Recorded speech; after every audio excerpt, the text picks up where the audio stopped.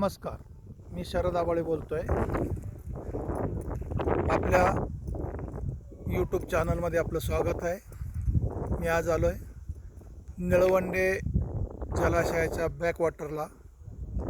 आद्यक्रांतिकारक राघोजी भांगरे जलसेतू.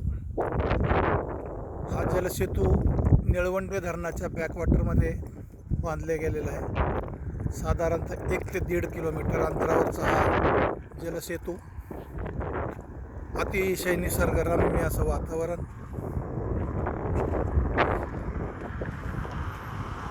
आपल्याला दिसतंय जलाशयाचं निळवंडे जलाशयाचं हे अथांग पाणी. इथं असलेलं हे घनदाट जंगल.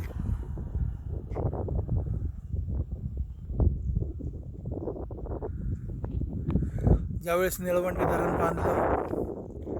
बांधकाम सुरू झालं त्यावेळेस या पुलाचं उद्घाटन झालेलं होतं.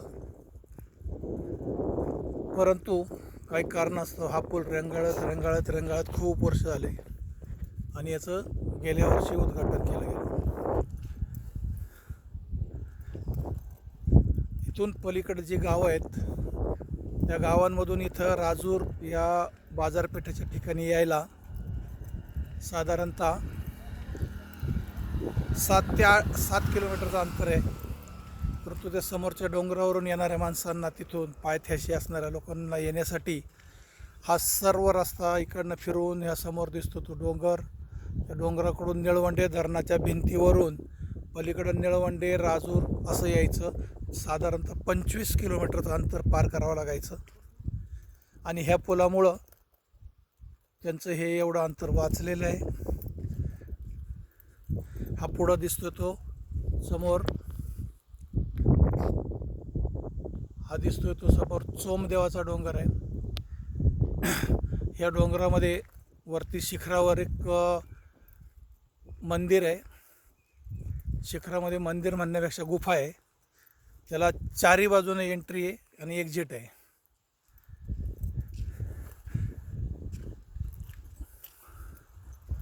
तिथं खाली वाकून जावं लागतं, झोपून जावं लागतं. काही ठिकाणी अशी गुफा आहे. तिथं लोक वाघबारस असली की गायींचं दूध घेऊन त्या देवाला सोडण्यासाठी तिथे जात आहेत.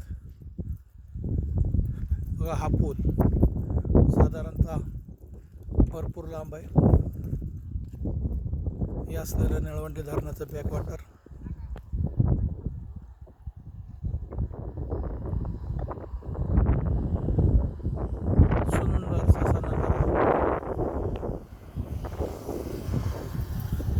इथून पलीकडे गेल्यानंतर या समोरच्या रोडने आपल्याला किल्ले विश्रामगडाकडे जाता येतं.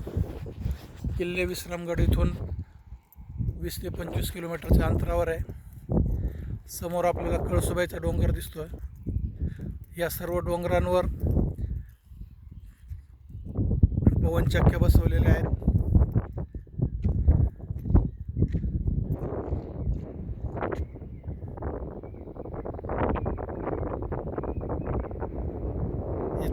चमचमणारं पाणी,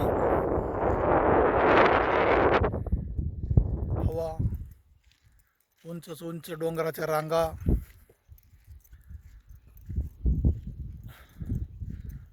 इथून अजूनही 20 किलोमीटरपर्यंत डोंगराच्या कडेकडेने नदीचा प्रवाह आणि ह्या प्रवाहामध्येच पाणी अडवलं गेलं आहे. दोन्ही बाजूला डोंगर आणि मध्ये फक्त पाणी. हे असं असलेलं हे धरण, असलेला हा सुंदर नजारा पाहत राहावं असा नजारा.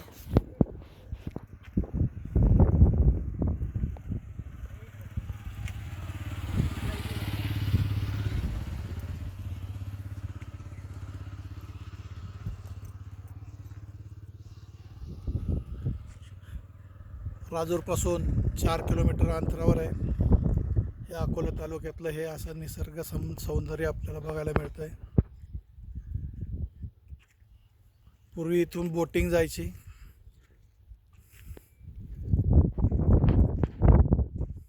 इथंच मधुकर पिचड नावाचा गृहस्थ होता, त्यांनी आहे ना बोटिंग केलेली होती. निळवंडे धरणाच्या भिंतीपासून तर साधारणतः रंधा फॉलपर्यंत ते बोटीतून घेऊन जायचे.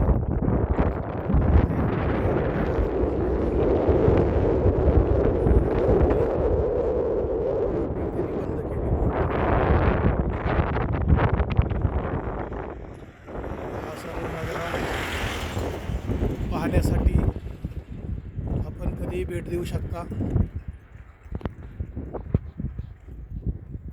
या आणि पहा, खूप छानसं वातावरण आपल्याला बघायला मिळेल. पाऊस असेल तर अतिशय सुंदर वातावरण दिसतं. आता खूप कडक ऊन पडलेलं आहे. त्या उन्हामुळं आपल्याला एवढं खास काही बघता येत नाही आहे. तरी पण हिरव्या सुंदर निसर्ग आपल्याला अनुभवायला मिळतो.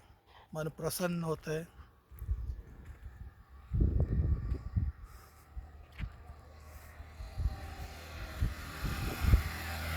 नमस्कार, धन्यवाद.